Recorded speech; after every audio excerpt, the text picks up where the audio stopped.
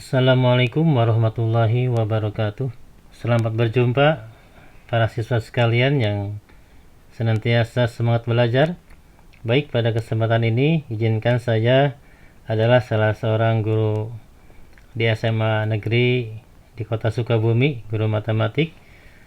Pada kesempatan ini saya akan menyampaikan tentang bangun ruang, yaitu menentukan jarak antara dua buah garis. Kemudian ada kompetensi dasar yang harus siswa miliki. Pertama adalah siswa bisa mendeskripsikan jarak dalam ruang. Lalu siswa mampu menentukan jarak dalam ruang antara titik, garis, dan bidang.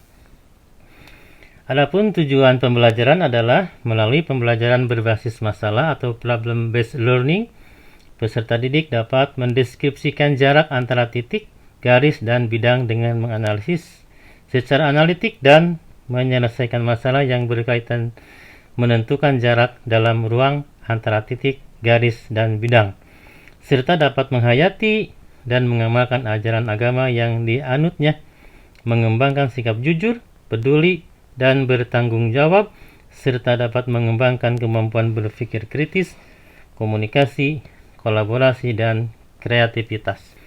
Baiklah, kita akan membahas persoalan mengenai jarak antara dua buah garis. Saya sajikan di sini ada sebuah kubus ABCDFGH dengan panjang rusuknya 12 cm. Pertanyaannya adalah hitunglah jarak antara garis AB dan garis HG. Yang kedua, menentukan jarak antara garis AC dan garis EG. Yang ketiga, menentukan jarak antara garis AK dan garis LG, di manakah adalah perpotongan diagonal EG dan HF, sedangkan L adalah perpotongan diagonal AC dan BD.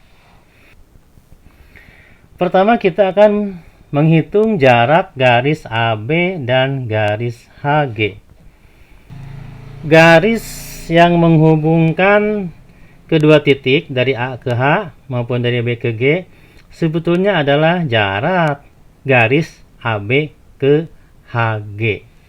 Jadi AH itu sama dengan BG adalah jarak garis AB, dan garis HG.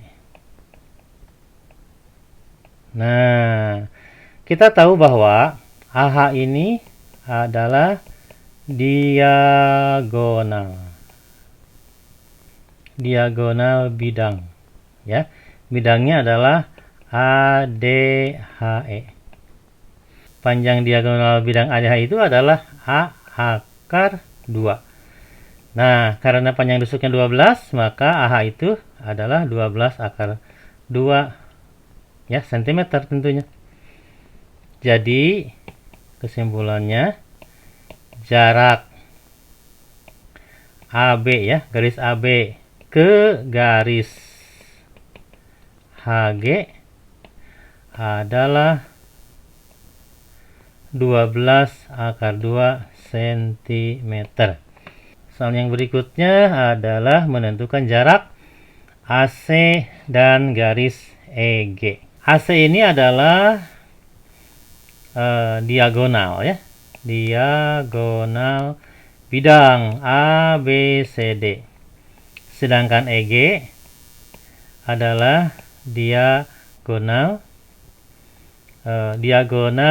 bidang EFGH. Nah, karena bidang ABCD ya, ABCD itu saling sejajar sebetulnya dengan bidang EFGH, juga bidang yang saling berhadapan. Nah, Tentunya kalau berhadapan dia pasti mempunyai jarak. Jadi sebetulnya jarak ya, jarak AC ke EG adalah AE ya, sama juga dengan FB, sama dengan CG, juga sama dengan DH ya, yaitu 12 cm. Karena kedua bidang ini saling berhadapan dan dia punya jarak, tentunya adalah sebagai tinggi kubus tersebut ya. Oke, kita lanjut ke persoalan berikutnya. Yang terakhir adalah menentukan jarak AK, garis AK dan garis LG. Nah, jarak kedua garis itu, jarak AK ke garis LG sebetulnya bisa ditarik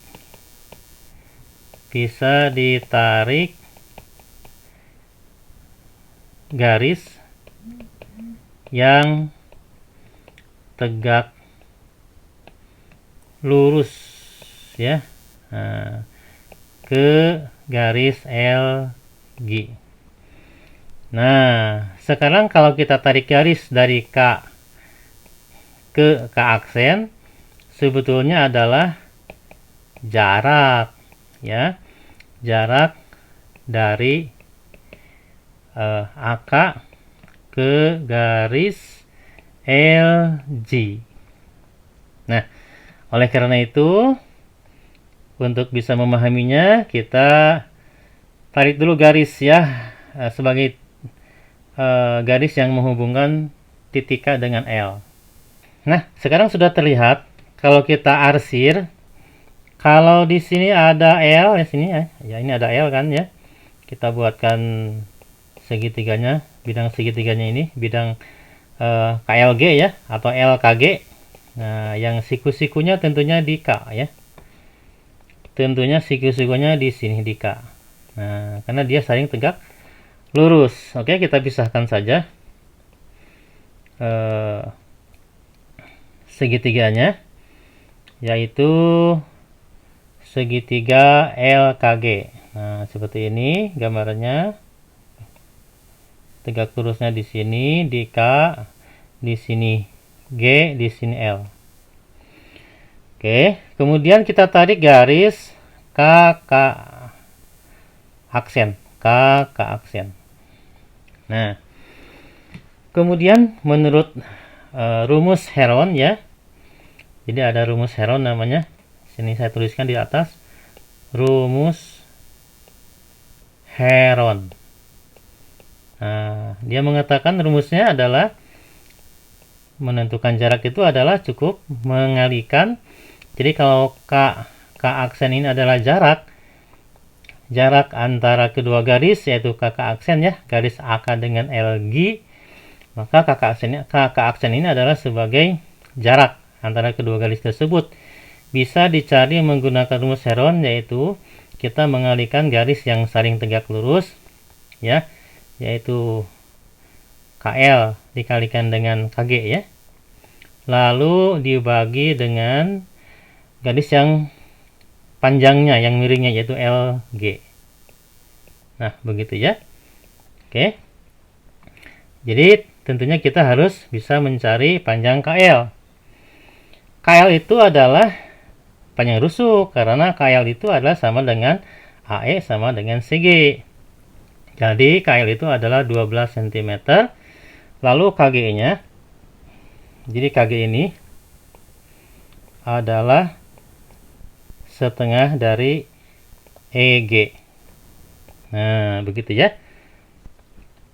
Jadi karena EG itu adalah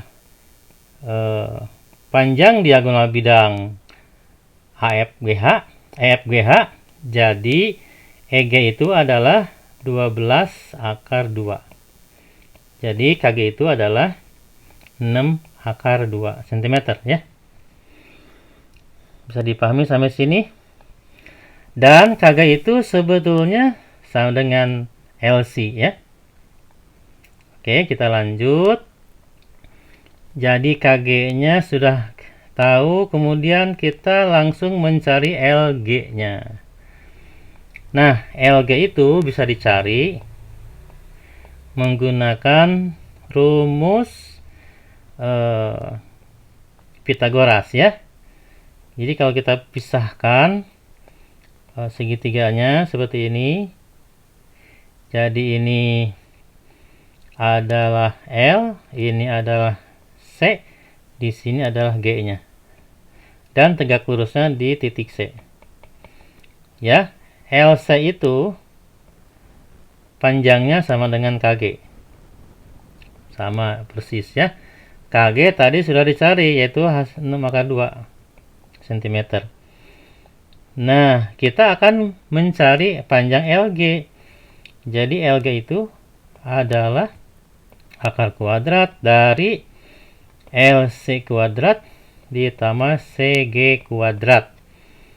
LC-nya adalah setengah dari AC, yaitu 6/2 dipangkatkan 2.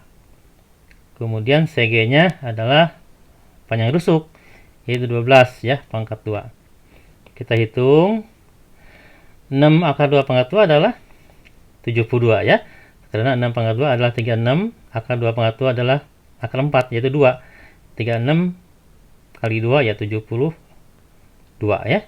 Lalu ditambah dengan 12 pangkat 2 144. Jadi jumlahnya 2 tambah 4 6, 7 tambah 4 11, 2 tambah 1 itu 216 ya. Atau kita sederhanakan 36 kali 6. Begitu. Akar 36 adalah 6. Jadi LG itu adalah 6 akar 6 cm ya. Oke, kita masukkan saja langsung ke sini. Ini ada rumus yang tadi kita gunakan.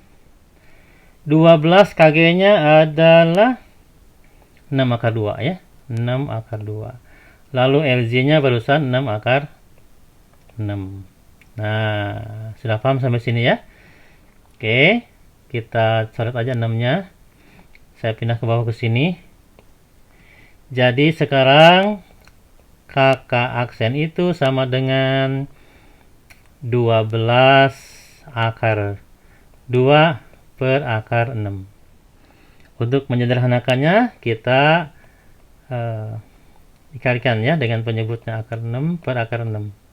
Untuk disederhanakan, kita hitung 12 akar 2 kali akar 6 adalah akar 12.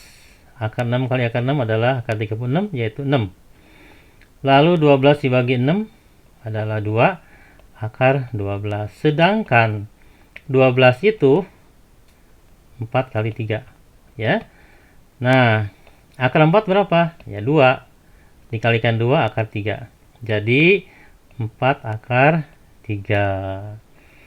Jadi oleh karena itu panjang KK aksen adalah, jadi KK aksen ini panjangnya adalah 4 akar 3 cm. Demikian pembahasan soal yang bisa kita selesaikan. Mudah-mudahan apa yang disampaikan betul-betul bisa dipahami sehingga matematika dirasakan tidak sulit lagi, dan kalian terus berlatih supaya menemukan sesuatu yang mudah untuk belajar itu ya. Terima kasih atas perhatiannya. Semangat dan tetap raih sukses masa depan. Terima kasih. Assalamualaikum warahmatullahi wabarakatuh.